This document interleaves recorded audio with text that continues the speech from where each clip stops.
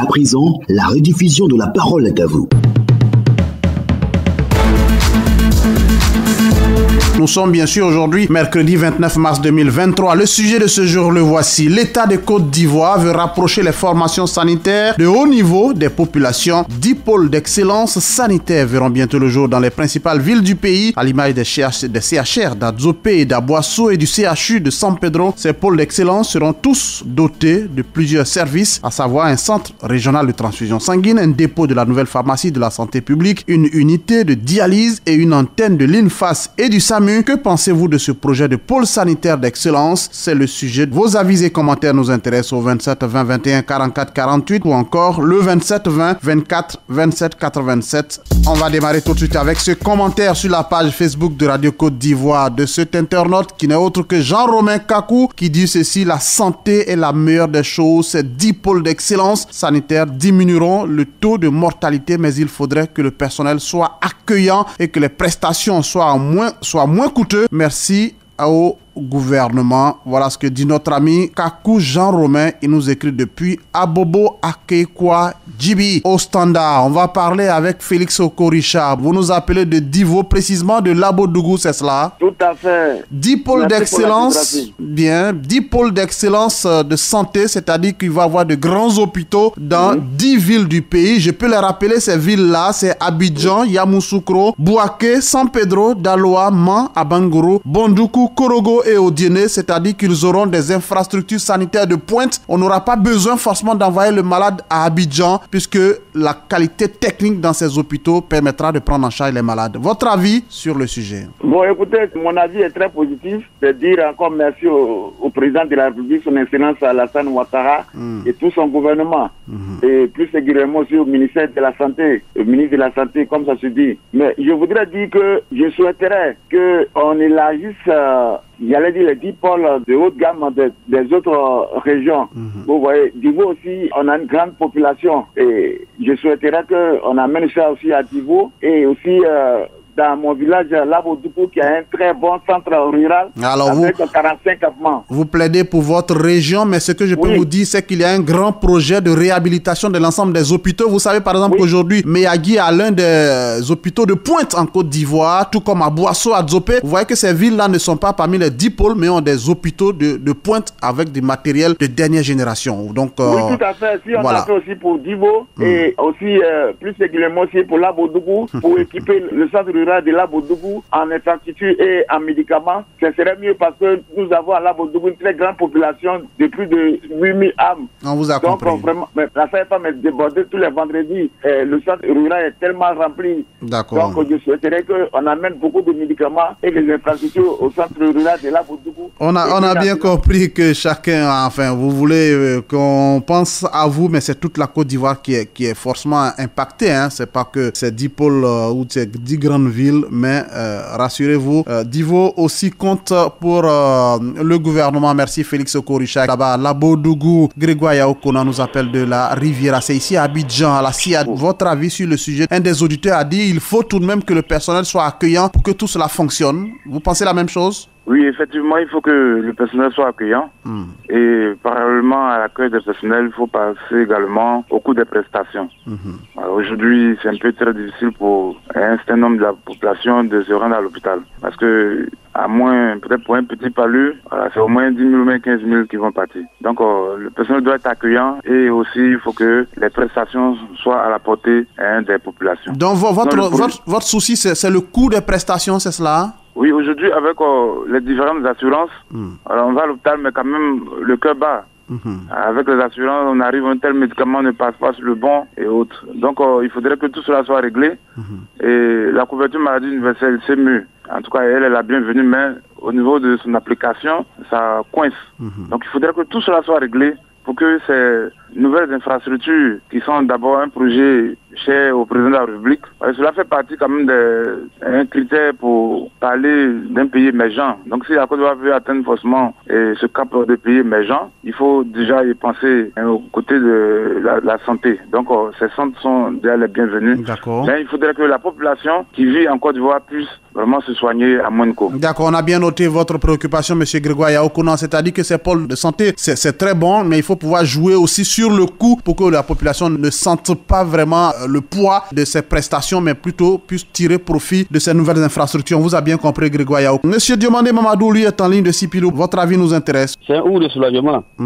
La santé n'a pas de prix. Surtout bien que Ma est cité. Et effectivement, nous évacuons nos malades à l'état grave à Ma. Je crois que Ma aussi est en train d'avoir un nouvel hôpital, hein, c'est cela? Oui, mais on dit merci au président de la République, de son ancien M. Alassane Ouattara, qui pense à Ma. Mais Jérôme, comme tu le sais très bien, à un moment, nos deux habitants sont abîmés par défaut de route. Donc, pourquoi on évacue nos malades sur des hôpitaux qualifiés, et puis les qualifiés des Ma, vraiment, il faudrait qu'on donne nos victimes là maintenant. Oui. Là, nous aussi, en cas d'urgence, on sera rapidement à main et on sera soigné. D'accord. Donc, on dit merci à l'État de Côte d'Ivoire, mais aussi les agents, il faudrait qu'ils soient qualifiés. Et puis, le coût des médicaments doit être moins pour que les Ivoiriens se soignent, pour que la population se soigne. D'accord. Que Dieu aide la Côte d'Ivoire de la paix avec la Côte d'Ivoire. Demandez, Mamadou, on vous a compris, il faut que ce soit un tout, parce qu'en même temps, c'est bon d'avoir un hôpital de pointe à Man, mais si Sipilou ne peut pas évacuer ses malades jusqu'à Man, parce que simplement, la route n'est pas bonne, on le sait tous, hein, Sipilou, Man, longue d'à peu près une centaine de kilomètres, jusqu'à Biancouma, cette voie-là, près de 70 kilomètres, n'est pas bonne, il faut pouvoir donc désenclaver cette zone et permettre que les évacuations soient plus rapides. On vous a bien compris. Je vais lire ce commentaire de Tano et Ouman Josué sur la page Facebook de Radio Côte d'Ivoire. Il dit ceci: c'est maintenant que l'émergence est en train de se faire sentir en Côte d'Ivoire avec le rapprochement des formations sanitaires de haut niveau des populations et la création des pôles sanitaires d'excellence dans les principales villes du pays. Pour moi, c'est une excellente nouvelle. Cette politique sanitaire va un tant soit peu réduire les longues distances à parcourir avant d'atteindre un centre de santé pour des soins. Voilà ce qu'écrit notre ami Tano Eouman Josué. Il nous écrit d'Adiopo Doumé, c'est dans la localité de Yopougon. On va parler avec Douan Denis, il est en ligne de Saint-Fra. Est-ce que ça va à Saint-Fra? Oui, très bien, très bien. Par la grâce de Dieu, ça va. Ça, c'est intéressant. Vous avez compris, ces hôpitaux qui vont sortir de terre sous peu. Votre avis, est-ce que vous avez des inquiétudes comme les autres? Il faut aussi qu'on mette l'accent sur l'accueil, le coût des médicaments, le coût des prestations. C'est votre avis aussi? Bien, M. Jérôme, il faut dire d'abord que je voulais d'abord, si l'on voulait classifier d'abord les besoins de l'humanité par ordre de priorité, oui, il y a l'alimentation et la santé occuperaient une place prépondérante dans le quotidien de l'être humain. Tout à fait. Parce que tout simplement, nul ne peut résister aux effets néfastes de la famine sans omettre que la santé, condition sine qua non de notre mobilité, demeure indubitablement l'élément qui domine nos vœux les plus favoris. M. Jérôme, le chef de l'État a exploré minutieusement les attentes de la population et il a juste vu et constaté que celle-ci, sans interruption, émergeait par les soucis de santé et donc il faille remédier. Rapprocher les formations sanitaires de haut niveau des populations dans certaines structures tertiaires, la transfusion, la pharmacie, l'unité de dialyse, l'INFAS et SAMU est pour ma part une idée géniale et très bien nourrie, dont l'accomplissement soulagera la population et réduit le taux de mortalité et le taux aussi de chômage. Mais en même temps, est-ce que vous avez des inquiétudes, M. Douan? Oui. Est-ce qu'en même temps, vous avez des inquiétudes? Oui, les inquiétudes, c'est concernant le coût des prestations. Donc, je voudrais que l'État voit un peu le coût de la prestation à la baisse, voilà, pour essayer d'arranger un peu la population. Vraiment, je voulais bien témoigner toute ma gratitude à son Excellence, M. Alassane Ouattara et son gouvernement pour le choix de ce projet à caractère vital. Merci à toute l'équipe de la radio Côte d'Ivoire. Merci, M. Douandeni. Je rappelle que vous nous appeliez de Saint-Fra. Ouattara Jonathan est en ligne de Nassolo, c'est dans la localité de Dabakala. Est-ce que je prononce bien, Ouattara? C'est bien Nassolo? Oui, c'est bien Nassolo. Vous êtes situé à combien de kilomètres de Dabakala? Et on a 60 km de Dabakala. Ah ouais? C'est une voie bitumée, non bitumée? C'est non bitumée. En tout cas, la route est non praticable même. Ça nous fatigue beaucoup. Bon, enfin. Vraiment, merci. Je voulais dire merci au gouvernement. Allez-y. au président Alassane, vraiment à tout son gouvernement pour le projet qu'il a envoyé. Vraiment, vous voyez que nous, les pauvres, je viens de dire que nous, on n'a pas bonne route ici. Je vois que le projet qu'il a envoyé là pour approcher les grandes santé, vraiment, je suis très, très, très, très content. Parce que souvent, tu arrives à Boaké, souvent, tu arrives à Kolo, on te dit qu'il faut aller à Abidjan. Ouais. Bon, vraiment, Abidjan, tu sais, avec nous, les cultivateurs, tu connais rien, c'est compliqué. C'est compliqué. Mais vraiment, je voulais dire merci. Mais ce qui est problème, et il faut que ces gens qui seront dans les grands hôpitaux, ils n'ont qu'à être accueillants. S'ils n'ont pas accueillants, vraiment, ça va jouer contre nous.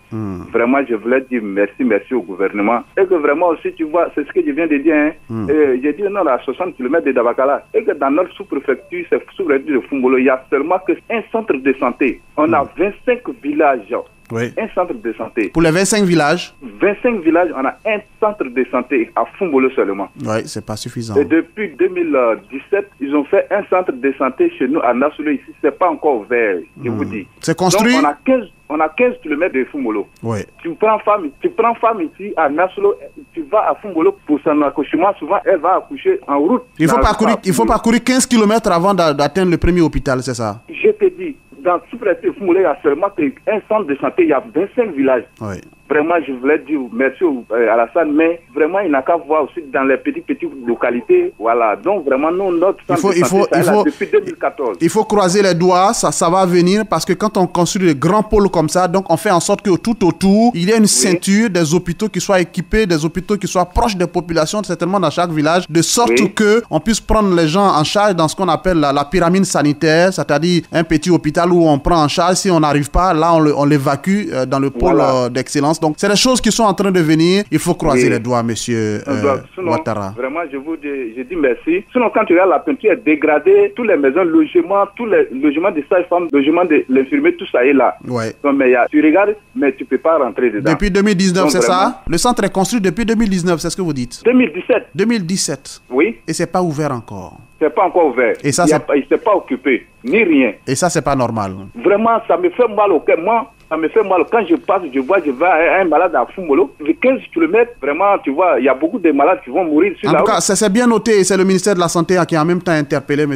Ouattara. On comprend votre cri de cœur. On vous a laissé parler pour que vous puissiez dire effectivement ce qui ne va pas dans votre localité. Merci infiniment, Ouattara Jonathan. Je rappelle que vous nous appelez de Nassolo. C'est une localité située à 60 km de Dabakala. On vous a bien compris. Diallo Seydou nous appelle d'Aïmbilekro. Il y a un auditeur, un internaute sur la page Facebook, Antoine Ago, qui dit: il faut mettre l'accent sur la formation des agents de santé. Il faut des agents consciencieux, travailleurs et respectueux de la vie humaine. Sinon, tous ces projets ne vont pas nous profiter. Effectivement, tout tombe à l'eau. Nous sommes dans une clinique, on vous fixe les prix.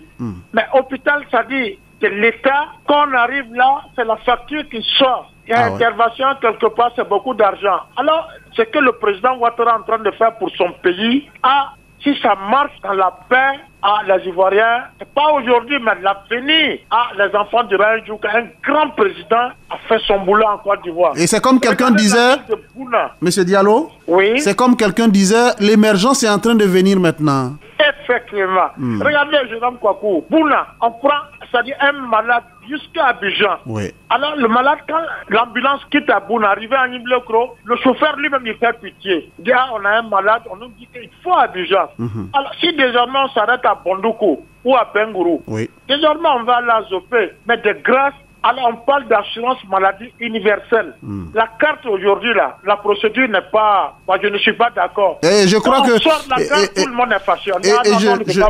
Je crois, M. Diallo, que Radio Côte d'Ivoire a ouvert ses vannes, a ouvert ses micros. On a parlé, dénoncé ce qui ne va pas. Et je crois que le ministère de la Santé qui a fait venir ses directeurs ici commence à travailler sur la situation pour que les plaintes commencent à baisser. Donc, rassurez-vous. En tout cas, il continue de travailler, mais toutes les fois que vous remarquez des choses, en tout cas, on est ouvert, Radio Côte d'Ivoire. Appelez-nous dans C'est pas normal. Dénoncez ce qui ne va pas, ça permet à l'État de corriger. En tout cas, Radio Côte d'Ivoire, une des meilleures radios du monde, avec Sali Siloué Konaté. Et des professionnels. Radio Côte d'Ivoire n'est pas n'importe quelle radio dans le monde entier. Je ne parle pas de l'Afrique. Je vous tire le chapeau. En tout cas, le président Ouattara, une fois de plus, et le gouvernement, je vous dis merci. On joue notre part. Si c'est à Bangourou et Bondoukou. Oui. Si l'ambulance, on va acheter, mais l'ambulance est garée quelque part. Même pour vous déplacer, on vous dit de payer le carburant. Le monsieur qui cherche à 1000 francs pour payer un comprimé, on lui dit de payer 120 000 pour se déplacer jusqu'à Abidjan. Jérôme, c'est pas chose facile, mais avec le temps, Dieu, qu'Allah protège la Côte d'Ivoire. Et qu'on voit tous ces projets se réaliser pour notre bonheur à tous. Je vous en prie. Diallo Seydou depuis Agnibelekoro là-bas. On va atterrir cette fois à Akupé pour parler avec Adopo Albert. Comment ça va à Akupé? Oui, ça va un peu. D'accord. Votre avis sur le sujet? Oui, mon avis, c'est que quelles que soient les infrastructures que l'État est en train de construire pour nous, la population, il faudrait que les personnels soient accueillants. Là, si vous partez dans un hôpital, si on vous accueille bien, déjà vous êtes à moitié soulagé. Et si le personnel n'est pas accueillant, c'est ça aussi qui pose problème. Et aussi le coût de financement. C'est vrai qu'on a mis la carte de maladie assurance universelle en place, mais le fonctionnement n'est pas ça. Donc ça fait que la population même a peur en cas de maladie. De se rendre à l'hôpital? Oui, pour aller à l'hôpital. Ouais. Donc c'est ça qui est le problème. Donc il faudrait que l'État aussi voit tout ça là. D'accord. Que la population soit à l'aise pour aller pour fréquenter les autres. C'est bien de construire de grands hôpitaux, d'équiper ces hôpitaux, mais en même temps il faut regarder aussi l'accueil et l'argent qu'on prend dans les hôpitaux. Il faut regarder tout ça pour que tout soit parfait. C'est cela que vous soulevez, Monsieur Adopo Albert d'Akupé. C'est un peu cela que vous soulevez. Oui. Merci beaucoup. Merci pour votre contribution. On va terminer avec ce commentaire sur la page Facebook et c'est un des internautes qui écrit ceci. C'est Gounebi Blagoné Mathias qui dit « Les objectifs, c'est bien, mais il faut les réaliser. Autrement, ils resteront éternellement des objectifs. On ne nous dit pas quand ces projets vont commencer et quand ils seront fonctionnels. » Je rappelle que ces projets ont déjà démarré. Un objectif sans date limite n'est rien d'autre qu'un rêve. Il faut faire en sorte que tout cela se réalise. Effectivement, notre ami Gounebi pense que oui, on nous fait rêver avec tout cela, mais il attend de voir la réalité pour croire. On est d'accord avec vous, comme le Saint Thomas, il faut voir pour croire, mais le gouvernement a lancé. Nous, on est là pour vérifier, pour s'assurer que tout cela se réalise et on en parlera le moment venu. La parole est à vous. On va s'arrêter ici. Merci à Wassa Traoré, merci à Clémence Cole. Je suis Jérôme Kouakou. Excellente journée à vous tous.